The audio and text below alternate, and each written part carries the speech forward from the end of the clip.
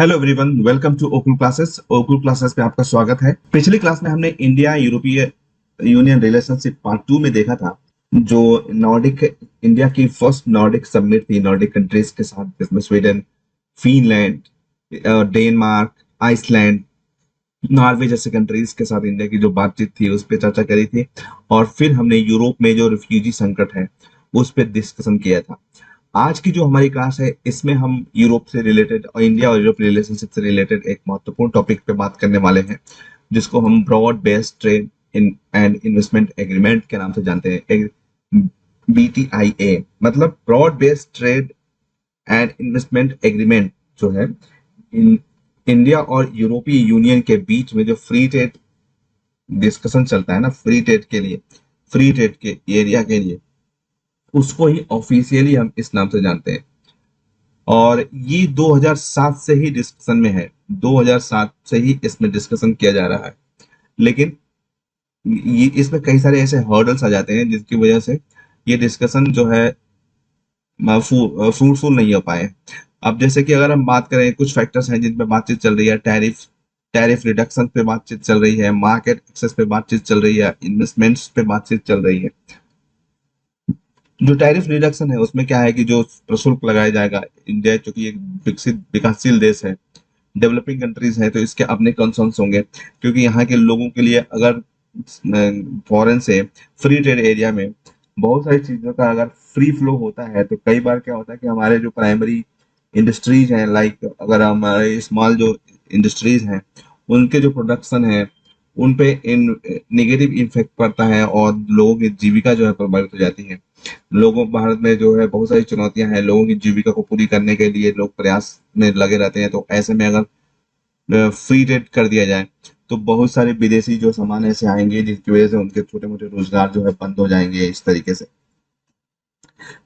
इसी तरीके से मार्केट एक्सेस नहीं दिया जा सकता फुली। अगर मार्केट एक्सेस, और इंडिया में भी और यूरोप में भी, इंडिया में तो है ही ये समस्या, यूरोप में भी समस्या है मार्केट एक्सेस को लेकर के। इस पे हम बात करेंगे अभी आगे की स्लाइड्स में। और इन्वेस्टमेंट पर लेकर के भी इसको भी डिस्कशन किया जा रहा है। और जो last round of the negotiation हुआ था वो 2013 में हुआ था, और उसके बाद से जो है एक तरीके से रुक ही सा गया है जो नेगोशिएशन है, बातचीत है। लेकिन हाल में ही जो हमारी नई सरकार है उस वो इस बातचीत को फिर से दोबारा शुरू करने का प्रयास कर रही है। तो हम अगर कुछ road blocks to the India EU trade free trade agreements पे देखें, जो रुकावटें हैं, तो उस पे हमको एक तो मोबिलिटी ऑफ द प्रोफेशनल सबसे पहले दिखाई देता है। मोबिलिटी ऑफ द प्रोफेशनल का मतलब पेशेवर लोगों की आवाजाही। अब जैसा कि आपको मालूम है कि जो ईयू है, ईयू एक पॉलिटिकल यूनियन है 27 देशों का, 27 कंट्रीज का यूनियन है, ठीक है। लेकिन इसके पास एक कॉमन वर्किंग वीजा सिस्टम नहीं है। वर्किंग वीजा सिस्टम का मतलब है काम करने के लिए अगर एक देश में जाता है तो पूरे यूरोप में जो है वैलिड नहीं होगा फिर, क्योंकि कॉमन वर्किंग वीजा नहीं है। तो ये एक दिक्कत है। इससे क्या होगा कि जो इंडियन प्रोफेशनल्स हैं उनको ईयू नेशंस में फ्री मूवमेंट्स उनका जो है प्रभावित हो जाएगा। और इस फ्री मूवमेंट्स की एब्सेंस में जो जो है हमारे प्रोफेशनल्स हैं वो यूरोप में हर जगहों पे काम नहीं कर पाएंगे जा करके। तो इंडिया की मांग है कि जो है आप एक परमानेंट सॉल्यूशन लेकर के आओ इसका, इस इश्यू का, और फिर जो है हम इस पे बातचीत आगे करेंगे। ऐसे ही जो ईयू मार्केट की एक्सेस है, इंडियन कंपनीज को दिक्कतें हो रही है ईयू के मार्केट में घुसने में, एक्सेस करने में। और उसमें क्या रीजंस है, उसके उसके रीजंस है नॉन टैरिफ बैरियर्स, जो राइजिंग नॉन टैरिफ बैरियर्स हैं। और उसमें जो है टेक्निकल रेगुलेशंस लगा दिए जाते हैं, जो तकनीकी नियम कायदे हैं कि ये इस कभी लूप होल्स निकाल लिए जाते हैं, या साइटोसैनिटरी मेजर्स, ठीक है। कंपनीज का जो सैनिटरी के मेजर्स हैं वो वहाँ के मेजर्स से मेल नहीं खाते हैं, टेक्निकल रेगुलेशंस मेल नहीं खाते हैं, इंडस्ट्रियल स्टैंडर्ड्स जो है उसमें भी दिक्कतें खोज लाते हैं। नॉन टैरिफ बैरियर्स का मतलब ये था कंफर्मिटी असेसमेंट और barriers to the service exports, ये कुछ बैरियर्स वहाँ पे लगा दिए जाते हैं। नॉन टैरिफ बैरियर्स का मतलब यही होता है जो प्रशुल्क नहीं लगता है लेकिन उसके अलावा जो बैरियर्स लगाए जाते हैं। कभी कभी तो बैरियर्स ह्यूमैनिटेरियन ग्राउंड्स पे भी लगाए जाते हैं। ह्यूमैनिटेरियन ग्राउंड्स पे बैरियर्स लगाने का मतलब है कि जैसे कि अगर चाइल्ड लेबर की बात कर दी जाती है कि इसमें जो है चाइल्ड लेबर्स का प्रयोग, जैसे कि भदोही का कालीन जो है अमेरिका ने लेने से मना कर दिया, क्योंकि उनका कहना है कि यहाँ पे बाल मजदूरी का प्रयोग किया गया है, बाल मजदूरों का प्रयोग किया गया है इसको बनाने में। तो ये कुछ नॉन टैरिफ बैरियर्स होते हैं, जो इनको आप सोशल और पॉलिटिकल बैरियर्स में रख सकते हैं, जिनको जो हार्ड कैश के रूप में तो नहीं लगाए जाते हैं, टैरिफ बैरियर्स होते हैं। उसके अलावा जो बैरियर्स होते हैं उनको नॉन टैरिफ बैरियर्स होते हैं। कई बार ये डिप्लोमेटिकली भी एक कंट्री जो है दूसरे देश पर इस तरीके के बैरियर इम्पोज कर देती है, ताकि उस अपने अंदर जो है जो उनका ट्रेड डिसबैलेंस पैदा होता है उसको रोकने के लिए प्रयास किया जा सके। एंड नेक्स्ट जो रोड लॉक्स है वो एक हम बात करते हैं इस पे, वो है intellectual property issue. One of the obstacles to an agreement are the EU's demand for stronger intellectual property regimes in India. EU का डिमांड है कि जो है और भी ज्यादा स्ट्रॉन्ग जो है आप IPR लागू करें इंडिया में, और इसमें जो है एक सस्टेनेबल डेवलपमेंट का चैप्टर भी ऐड करें with strong labour and environmental protections. ये स्टैंडर्ड्स इनका हाई है। इंटेलेक्चुअल प्रॉपर्टी रेजिम का मतलब क्या होता है? इंटेलेक्चुअल प्रॉपर्टी रेजिम का मतलब होता है कि कोई भी प्रोडक्ट अगर कोई बनाता है तो उसकी कॉपी तैयार अगर कोई दूसरा कर लेता है तो वो उसकी जो इस रेजिम का उल्लंघन कर रहा होता है। मतलब कि कॉपीराइट होता है उसमें, ठीक है, इंटेलेक्चुअल प्रॉपर्टी में कॉपीराइट होता है जो 20 सालों के लिए दिया जाता है किसी भी प्रोडक्ट का, ठीक है। और इसी तरह से पेटेंट होता है, पेटेंट भी एक राइट है जो इंटेलेक्चुअल प्रॉपर्टी राइट्स हैं रेजिम में ही आते हैं, ठीक है। पेटेंट भी होता है। तो कॉपीराइट, पेटेंट जैसे जो इश्यूज हैं उनको उन पे रेगुलेशंस को और मजबूत बनाया जाना चाहिए, ऐसा ईयू का कहना है। क्योंकि यहाँ पे इंडिया में क्या है कि कई बार जो कॉपीराइट्स का जो ये इशू है पेटेंट का, उसमें कुछ इंडियन कंपनीज जो है उस सेम प्रोडक्ट्स बनाती हैं जो चीप होता है, ठीक है। लेकिन वो कॉपीराइट्स का वायलेशन उसको बोल दिया जाता है और वो एक तरीके से होल्ड पे रख दिया जाता है। तो इंडिया में चूंकि पॉपुलेशन जो है डाइवर्सिफाइड है, गरीब लोग भी हैं, जैसे कि जेनेरिक दवाओं की अगर बात किया जाए तो जेनेरिक दवाएं खरीदने के लिए लोग ब्रांडेड दवाएं का खर्च नहीं उठा पाते हैं, लेकिन जेनेरिक दवाओं का उठा पाते हैं। सारी क्वालिटीज उसमें, सारी चीज क्वालिटीज वही होती है, लेकिन बस ब्रांड नेम नहीं होता है। तो उसका कलर चेंज हो जाएगा या फिर उसका कुछ जो है क्वालिटीज चेंज होगी, लेकिन जो उसका उपयोग होगा वो सेम उसी प्रकार से होगा। सॉरी। तो ये इंटेलेक्चुअल प्रॉपर्टी इश्यूज भी हैं वहां पे। नेक्स्ट डिस्प्यूट सेटलमेंट मैकेनिज्म का प्रॉब्लम है, and another area of friction is the EU's proposal to set up an investor state dispute settlement mechanism. EU का प्रपोजल है ये कि एक जो है इन्वेस्टर्स जो निवेशक हैं और जो राज्य हैं उसके बीच में जो डिस्प्यूट होगा, विवाद होगा, उसको सेटलमेंट उसका करने के लिए एक मैकेनिज्म को सेट किया जाए इंडिया में, और जो कि इनकम्पैटिबल होगा जो करंट इंडियन लॉज हैं उसके साथ। This will allow EU investors to challenge the government in front of an international tribunal. और इससे क्या होगा कि जो ईयू के इन्वेस्टर्स होंगे, जो ईयू के इन्वेस्टर्स इंडिया में इन्वेस्ट करेंगे, उनको यह राइट मिल जाएगा कि वो जो हमारा जो ईयू के जो डिस्प्यूट है ना, जो डिसीजन है, उसको इंटरनेशनल ट्रिब्यूनल में ले जाकर के चैलेंज कर सकते हैं। तो ईयू का एक ये मांग है, investors state dispute settlement mechanism. इसी तरीके से legal practices, next legal practices है। Another sticking point is that the EU wants India to liberalize accountancy. Accountancy जो है उसको liberalize किया जाए और legal services को भी legalize किया जाए, और this has met with controversy as India do not allow foreign lawyers and accountants to participate in India. उनका कहना है कि जो हमारे अकाउंटेंट होंगे जो वो वहां पे काम करेंगे, लीगल जो हमारे लॉयर्स होंगे वो वहां पे काम करेंगे। हालांकि इंडिया इसको अलाउ नहीं करता है। तो ये जो भी यहाँ पे आप देख रहे हो शर्तें जो है रखी जा रही हैं, वो यूरोपीय यूनियन के द्वारा ही रखी जा रही हैं। तो ये कुछ ऐसी शर्तें हैं जो फ्यूचर में इंडियन कंपनीज के लिए और इंडिया के लिए भी एक मुसीबत बन सकती है। तो इसलिए इस पे बातचीत करना बेहद जरूरी है और बातचीत चल भी रही है। अब हम यहाँ पे कुछ सजेशंस की बात कर लेते हैं कि क्या सजेशंस हो सकते हैं। हमने यहाँ पे रोड ब्लॉक्स देखा, एक तो mobility of professionals and next access to the EU market, intellectual property issues, dispute settlement mechanism and legal practices. तो ये अगर आपके आंसर में ये पूछा जाता है तो आप ये अगर लिखते हैं तो ये काफी ऑथेंटिक और स्ट्रॉन्ग जो है आर्गुमेंट्स है। आप ऐसे ऊपर ऊपर चीज की चीजें ना लिखें, बल्कि ये पॉइंट्स में जो मैंने यहाँ पे लिखा है उसको आप वहां पे लिखने की कोशिश करें। Suggestions for the India, India के लिए सजेशंस क्या है? तो एक तो डायलॉग, डायलॉग हमेशा डेमोक्रेसी का कल्चर है, नेगोशिएशन डायलॉग बातचीत से। डेमोक्रेसी में हमेशा कोई भी चीज जो है बातचीत, कहते हैं कि लोकतंत्र जो है एक बातचीत की संस्कृति है। तो उसी डायलॉग्स को ही यूज किया जाएगा, बातचीत ही किया जाएगा। India should make rigorous diplomatic efforts to come to a solution to outstanding issues through dialogues. लगातार बातचीत और डिप्लोमेटिक कूटनीतिक प्रयास करते रहना चाहिए इंडिया को, ताकि बातचीत से ही मामला सुलझाया जा सके।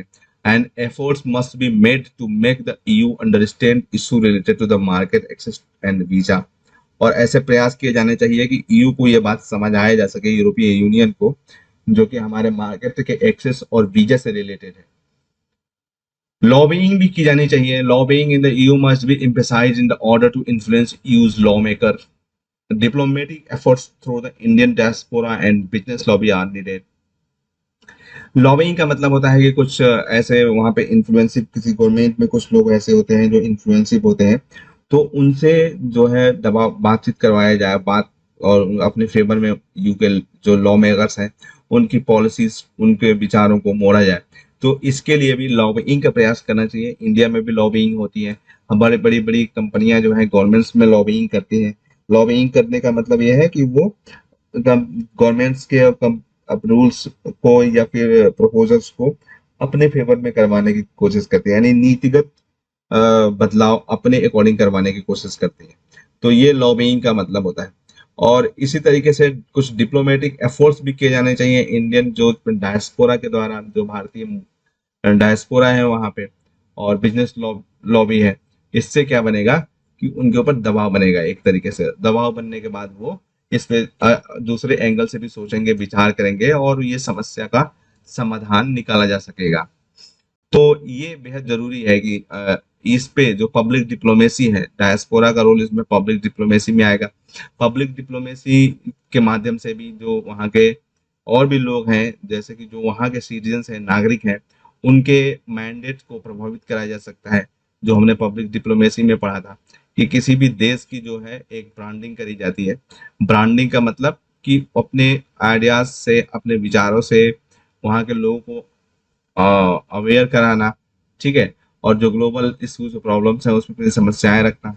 तो इससे क्या होगा कि लोगों का एक तरीके से, तो इंडिया के को लेकर के सब, जो India is the largest democracy, तो डेमोक्रेसी डेमोक्रेसी के बेसिस पे, ठीक है, इंडिया को पसंद किया जाता है बाकी देशों में। इंडिया जो है काफी समय से डेमोक्रेटिक वैल्यूज को फॉलो कर रहा है, प्राचीन काल से ही चले आ रहे हैं, और कभी भी इस तरीके की कोई भी तानाशाही प्रवृत्ति इंडिया में पैदा नहीं हुई है।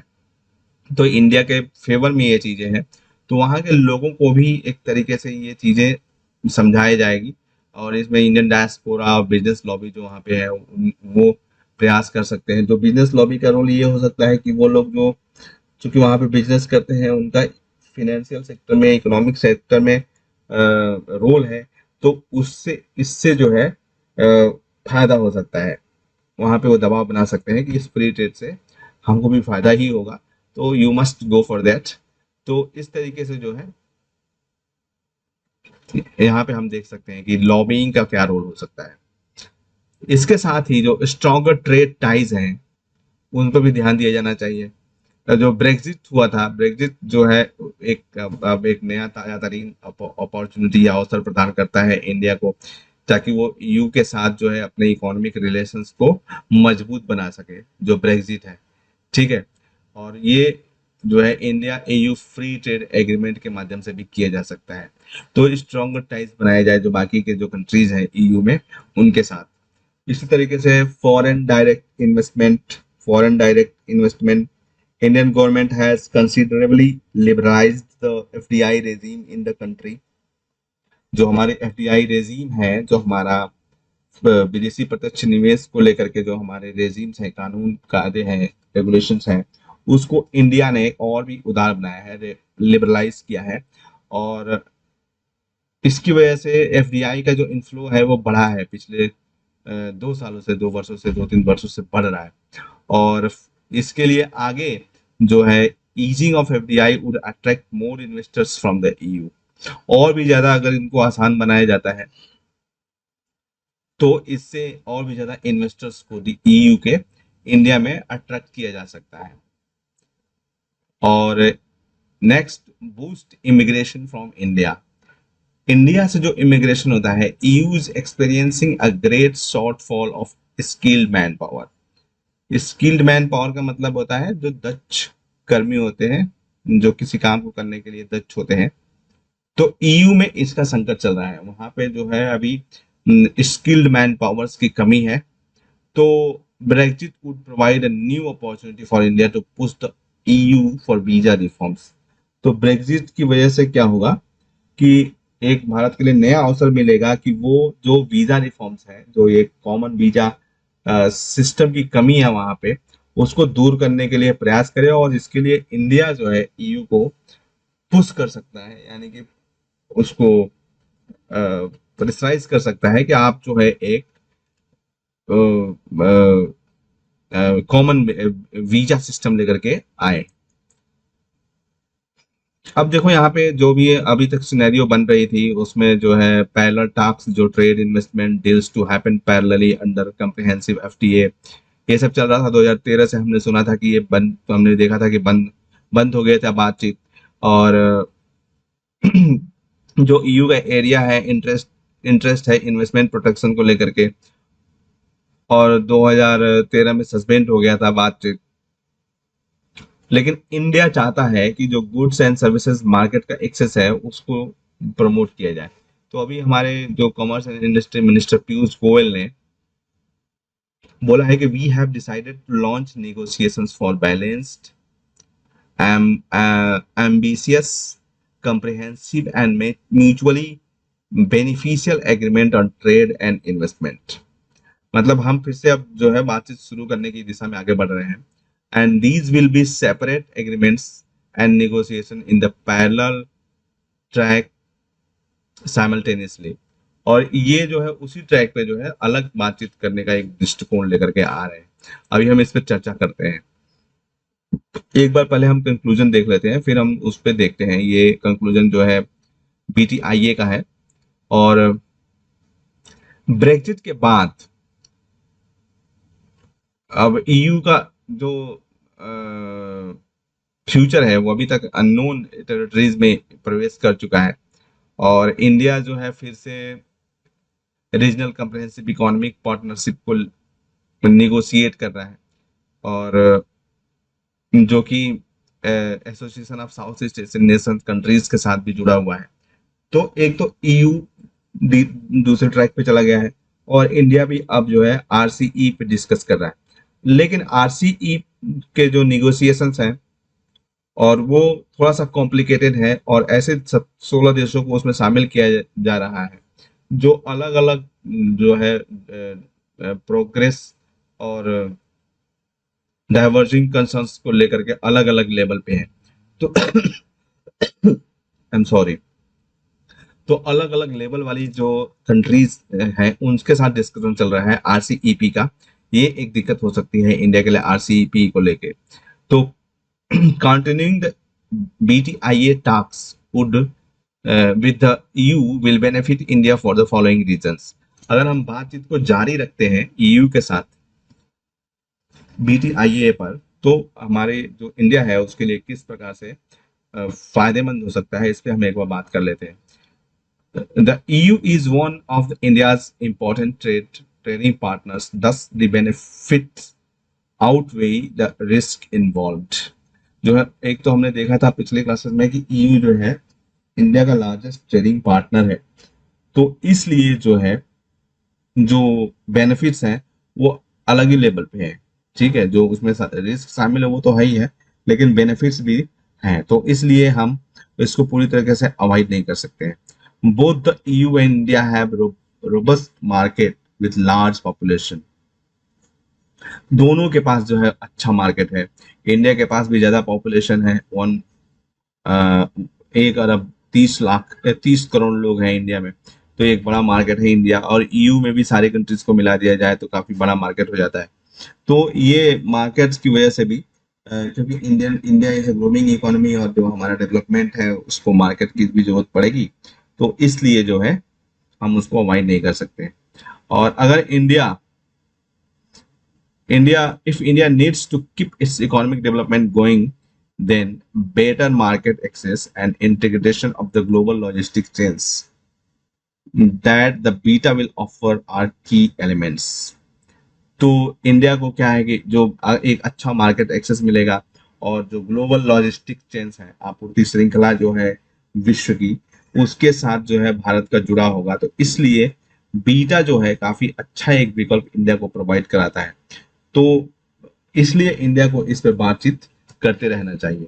तो हमने यहाँ पे ये तो देख लिया कि बीटीआईए जो है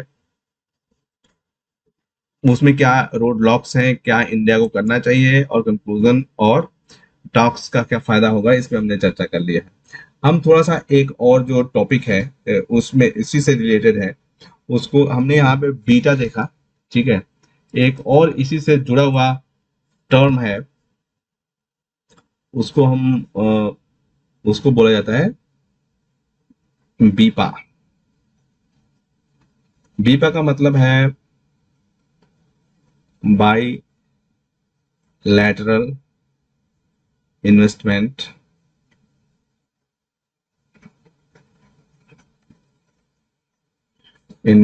प्रोटेक्शन एग्रीमेंट।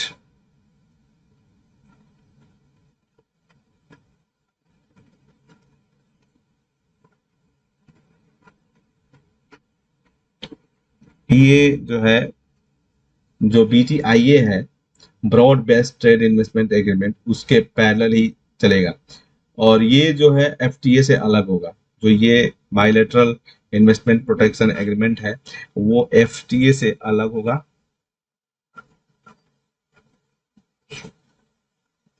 और जो एफटीए का, अब जो हमने यहाँ पे देखा कि एफटीए जो है broad based trade investment agreement है, तो लेकिन हम बीपा पे अब आगे बढ़ने की बात करेंगे। तो ये काफी अच्छा है कि जो पीयूष गोयल ने बात बोली थी कि हम इसके साथ साइमल्टेनियसली कुछ ऐसी भी चीजों को लेकर के चलते हैं कि जो जिससे जो है हम जो जरूरी मुद्दे हैं उनको सुलझा सके।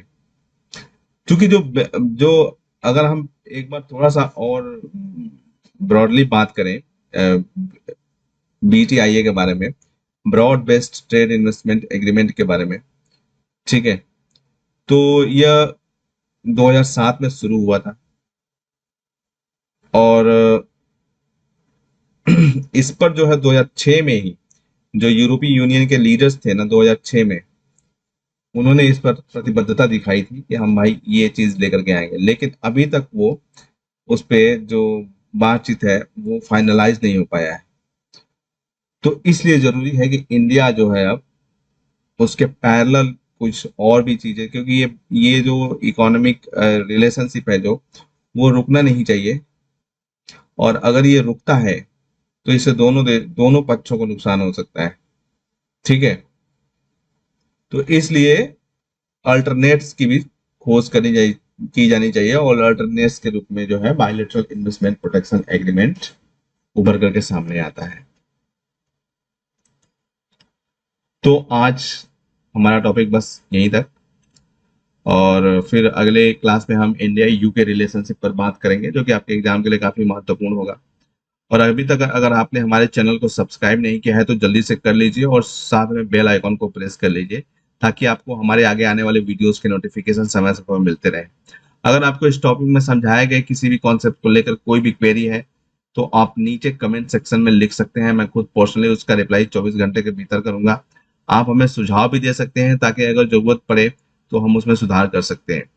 अगर आप हमसे हमारी ओकुल वेबसाइट, हमारे Facebook page, Twitter page, Telegram channel या ईमेल के माध्यम से भी जुड़ सकते हैं। ये सभी लिंक्स नीचे डिस्क्रिप्शन में दिए गए हैं।